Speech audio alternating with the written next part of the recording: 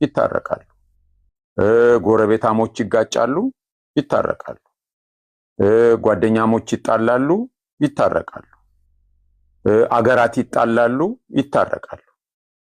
ስለዚህ በየትኛው መስክ ቢሆን ለሰዎች ልብ ቅርብ ነው። እርቅ አሲዩም የሚያደርገው ነገር አስቀድሞ ግንኙነት ወይም ሪሌሽን፣ በመጽሐፌ ውስጥ ዝምደት የሚል ቃል ተጠቅሜያለሁ ሪሌሽን የሚለውን፣ ምክንያቱም ግንኙነት ሌላም ትርጉም ሊኖረው ስለሚችል ዝምደት የሚለው ሪሌሽን የሚለውን እንግሊዘኛ ቃል ወይም ሪሌሽንሺፕ የሚለውን እንዲገልጥ ተጠቅሜያለሁ። በዛ ውስጥ አስቀድሞ ሰው ከእግዚአብሔር ጋር ዝምደት ወይም ሪሌሽንሺፕ ነበረው። ሰው ከሰው ጋር እርስ በርስ የሰው ዘር ግንኙነት ነበረው፣ ዝምደት ነበረው።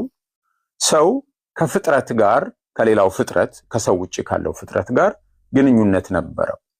እግዚአብሔር ሰውን ሲፈጥረው ሰው ከእግዚአብሔር ጋር ግንኙነት እንዲኖረው አድርጎ ነው። የዘፍጥረትን መጽሐፍ ስናይ እግዚአብሔር በዛ መካከል ይመላለስ ነበረ፣ ድምፁ ሲመላለስ ሰሙ ይላል። ስለዚህ እግዚአብሔር ከሰው ጋር ግንኙነት ነበረው ወይም ሪሌሽንሺፕ ነበረው። ሰው ከሰው ጋር ግንኙነት ነበረው፣ ሰላማዊ ግንኙነት፣ ሁሉ ነገር የሰመረ ነበር። ሰው ከፍጥረት ጋር የነበረው ግንኙነት የሰመረ ነበረ። ደን ኃጢአት ገባ። ኃጢአት ሲገባ ሰው ከእግዚአብሔር ጋር ያለው ግንኙነት ተበላሸ።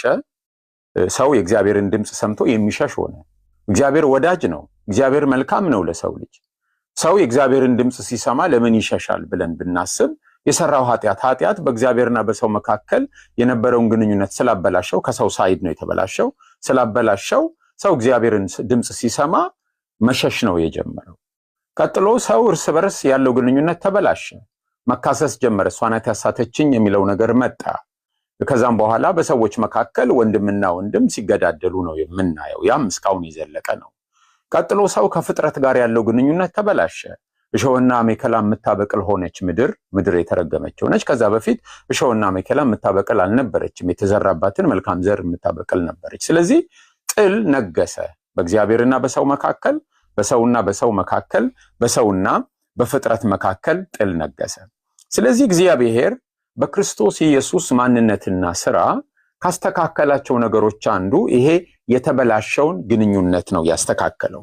ለዚህ መጽሐፍ ቅዱስ በተለይ ሐዋርያው ጳውሎስ 4 ቦታዎች ላይ ይህንን ጠቅሶ ይነግረናል። እርቅ የሚለው ነገር በጣም ባስገራሚ ሁኔታ ነው መጽሐፍ ቅዱስ ውስጥ የምናገኘው። ለምንድን ነው?